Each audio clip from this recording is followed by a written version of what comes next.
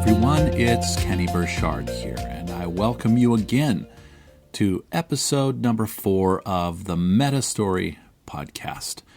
This is the podcast that's all about shaping a Christian worldview from the perspective of the big story, the meta-story of the Bible. And today we're going to start a 2-part series in which we're going to begin tracing out the contours of the biblical story. We're going to begin with some big ideas from the Old Testament, which will be the focus of this episode. And the next time we'll get together and take a high-level look at the New Testament. And you might remember from the last episode that I basically broke the Bible's big story down into 4 big pieces. And by way of review, those were first, creation, second, the fall, third, restoration, and fourth, consummation, or the future.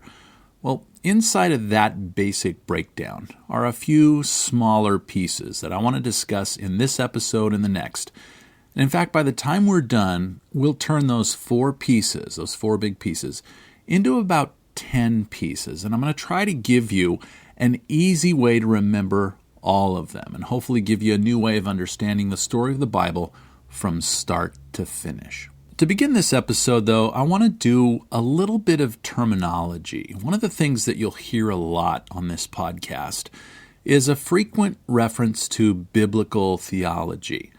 And so it'll be helpful to note that when I say biblical theology, I'm not using that terminology to contrast it with something like unbiblical theology or unorthodox theology or heresy. It's not a synonym for correct theology versus incorrect theology. And I know for many people that saying something is biblical is the same thing as saying it's true or doctrinally correct. And that really isn't the connotation, though it's not inaccurate, behind the discipline of biblical theology. Rather, we're saying that biblical theology is a consideration of the entire theological scope of the whole Bible, and thus biblical, as it unfolds naturally over the course of time and history, piece by piece, event by event, along the lines of its narrative flow, rather than topically or thematically or even systematically. And so we're not dumping the text of the Bible out onto a table and then reassembling it into an alphabetized or thematically arranged theological dictionary of theological ideas, which are taken out of their context and then reassembled by topic. Instead, we're asking, where does this begin? How does it unfold over time? And where is it going? Now, to be sure, you can find books called Topical Analysis of the Bible or innumerable Bible dictionaries and systematic theologies. But the Bible is neither a topical nor an alphabetically or systematically arranged theology book. It's put together in a completely different way, and that's because it's something else. Another way of explaining biblical theology is the use of the word story. And when we say story, we don't mean fairy tale or fable or myth, but rather we mean the true story of the whole world as it is presented in the pages, the story of Scripture. And so biblical theology asks and attempts to answer this question: what is the story the Bible is telling us? Just think about that question for a moment. What is the story the Bible is telling us? And often when people will share theological ideas with me, one of the first things I do, it's very much kind of a second nature response now, is I ask myself, does that sound like it fits with the overarching story of the Bible? And typically, if you find something that doesn't fit the biblical story, you're dealing with something that doesn't resonate with or connect to biblical theology. And so, with this understanding of biblical theology in mind, I want to look at 5 primary facets of Old Testament theology. And this will be a way of putting the entire story of the Bible together in an interrelated way.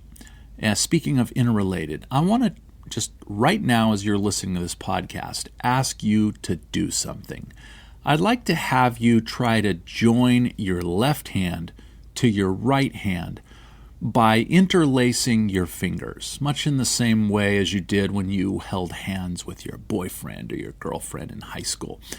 And this image of two hands clasped together will actually help you remember the 10 things that we're going to cover in this episode and the next.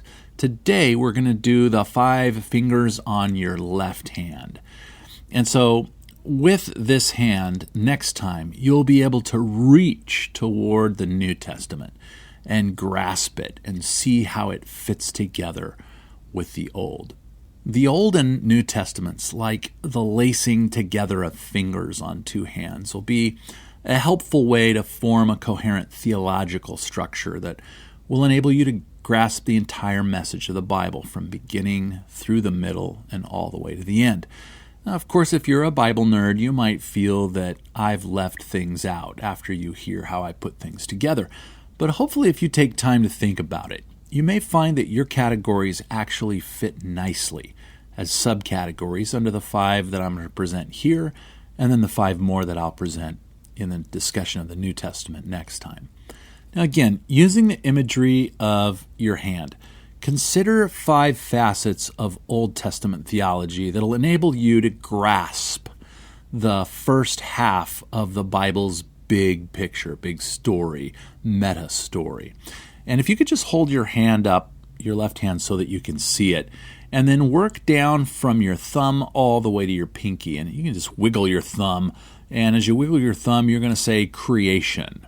That's the first facet of the Old Testament story. God begins the heaven and earth project that he started back in Genesis 1 and 2. And then your index finger, you wiggle that, and that's the fall. This is where God's image-bearing representatives fail in their God-given vocation. And then your third finger, the middle finger there, you're going to wiggle that. That's Abraham. And here is where God elects a man and his descendants to continue his original intentions for the world. And that's going to flow into the fourth finger down, your ring finger, Israel. From Abraham's offspring, a nation emerges and is set apart to bless all the nations of the world. And then your pinky finger, that's going to be land. It is from this land, this promised land, which becomes a home and a headquarters given to God's people, that they will embark on this world-blessing project that God calls them to. Just think about it, just working down creation, fall, Abraham, Israel, land. Let's just look at those one by one for the next few minutes of this episode. First of all, creation. That's your thumb. God begins his heaven and earth project. You remember, the Bible story begins in Genesis 1 and 2. And there you have the creation of the heaven and earth. Time and space and matter all share this overlapping conjunction with this immaterial, spiritual, heavenly world and heavenly realities. And in the center of that heaven and earth creation, God installs image-bearing creatures, a couple, who, through their own children and through their God-honoring dominion, are going to rule over the entire creation as vice-regents on God's behalf. And so God is giving this couple the gift of land. He gives them a garden, a home. And from their home, they and their offspring are eventually going to spread out and cover the whole earth and bring God's blessing and his reign to all of creation. It's through this first couple that the whole creation will be blessed. And so in this part of the story, God reveals his intentions for the creation from the very beginning. He says that the creation is very good, but within the human race, the goodness has yet to be confirmed. It'll only be through an appropriate God-honoring response to contradicting powers and ideas and choices that their goodness will find confirmation and their vocation will ultimately be fulfilled. Well, after you have the thumb, then you have the index finger. This is the fall. And in the part of the story where the fall is discussed, God's image-bearing representatives fail in their vocation. In the story of Scripture, we move forward in Genesis 3, where the image-bearing couple is faced with an opportunity to either actively and substantively confirm their original and prior proclaimed goodness by serving God and His purposes, and in this temptation, they fail. They make a decision to instead collaborate with these subversive and anti-God powers that come to them. And in doing this, they bring evil into the world. They relinquish and abdicate their royal role and their royal rule over creation as God's representatives. And they actually submit themselves to a fallen messenger. There's this imagery of a tree of life that's able to renew them. Well, that becomes closed to them, and they're ushered out of this place of communion with God and their vocation. And access to this tree of life that they once enjoyed is sealed off and closed to them, and they enter this long process of deterioration and eventually death. But even in all this, God's purpose to establish a very good creation, which is ruled by an image-bearing vice-regent whose goodness is confirmed by his own obedience in the face of evil, all of that remains intact. It stays connected to God's purpose, because God promises that later another person will come and undo what this first couple has done. It's clear from God's promise, which you can read in Genesis 3:15, that God's design is to actually have a people who bear His image and who rule on His behalf in the world that He has created. But this first man, Adam, taken from the dust, is cut off from the tree of life in his choice to be autonomous, to decide for himself what's good and what's evil. And he lives the rest of his days in toil. And ultimately he returns to the dust. And his original goodness is marred by sin. Now, the third finger down, the middle finger, there is Abraham in these 5 pieces. God, in the story of Scripture, elects one man and his descendants to continue this original plan, these original intentions for the world. And you can see in Genesis chapters 4 through 11, which is the primeval history of the Bible, that there are these dramatic episodes of human failure and depravity and pride, and ultimately the loss of all but 8 people. And these are all spared as a remnant of the human race. And these are set apart by God to move this world-blessing project forward once again. And once again, they're given the familiar charge to take land, to multiply, and to subdue creation on God's terms. Read that in Genesis 9:1 and the following verses. Very, very similar thing that God says to Adam, He says to Noah. And so Noah and his 3 sons and their wives, along with the remnant of all the animals, forged the beginnings of a new creation. And out of Noah's sons, Shem, from which we get Semite, has a descendant named Abram. And he's later called Abraham. And Abram is elected by God in Genesis 12:1-3 to be the father of this new line of humans. And they will be multiplied by God Himself, as it says in Genesis 15:5. God says, I will multiply your descendants. Whereas before that, God says to Adam and to Noah, you be fruitful and multiply. God says to Abram, I will multiply your descendants. And through this man, Abram, who becomes Abraham, God promises that He will extend blessing to all the nations of the earth. Now, our 4th finger down is Israel.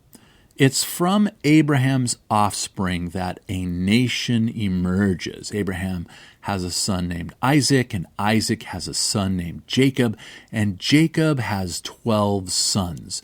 And these 12 sons are set apart to fulfill God's promise to Abraham to be a blessing to all the nations. Jacob's 12 sons become this great family and an emerging nation and a people for God's own purposes. And God reiterates his purposes to them with each passing generation. If you have time to read Genesis 12:2 and 15:5 and 26:3-5 and 28:13-15, you'll get to see where God continuously promises that he's going to remember what he said to Abraham and remember what he said to Isaac and remember what he said to Jacob. And so Israel is to become the people who show the whole world that there's only one God. And they are there to show the world what that one God is really like through their lives and through their witness. And they're called to be the agent through whom God regathers the nations back into a relationship with him. Israel is set apart to be God's missionary people. You can read more about that in Genesis 18:18, Deuteronomy 28:1, Isaiah 43:10. This is God's witnessing people. And then we get to the last finger, your pinky finger, and this is the theme of land in the Old Testament. God gives these people a home. And the home is kind of like it was for Adam and Eve and kind of like it was for Noah. The home is a headquarters. It's given to God's people as a place where they can begin to fulfill this world blessing project by subduing the land that's under their feet and then extending the borders out until the whole earth is covered. And God promises Abraham a home and a headquarters where God's people will live in covenant with him. And through their obedience to God, they will witness to the surrounding nations. And so if you read the Old Testament, you'll see that land is actually the fourth most repeated substantive, and that means noun, the fourth most frequently used noun in the whole Old Testament is land.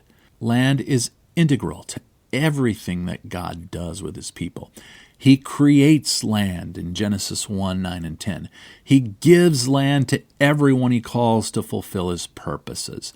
In the land and from the land, God expects his people to do justice and love mercy and walk humbly with their God. He gives them a home and he gives them a vocation. Nearly the entire Old Testament narrative from Genesis 12 forward is an unfolding drama of Abraham, Isaac, and Jacob's journey toward their promised inheritance through their offspring. Yahweh, Israel, and the land, and the dynamic relationship between these three megathemes is the backdrop behind the entire Old Testament story. And in the Old Testament story, God lives, and God creates, and God chooses and endows humanity with his image. And God gives a vocation and land to his servants. And then God sends these image-bearing servants, these representatives of his, into the whole world to bring it under his kingly reign. In a sense, he says, go into the whole world and announce my reign to all of creation. And so whether the reader of the Old Testament finishes his or her reading in the book of Malachi, as most Christians do, or in the book of 2 Chronicles, as most Jewish believers do, there's this question. And the question is this: has Israel done it? Have they been the faithful witness in the land? Have they fulfilled their God-given mission to be the people who show the world what God is like? And to be honest, the only way that that question is actually answered in the Old Testament is with the words, not yet. Well, that was a lot.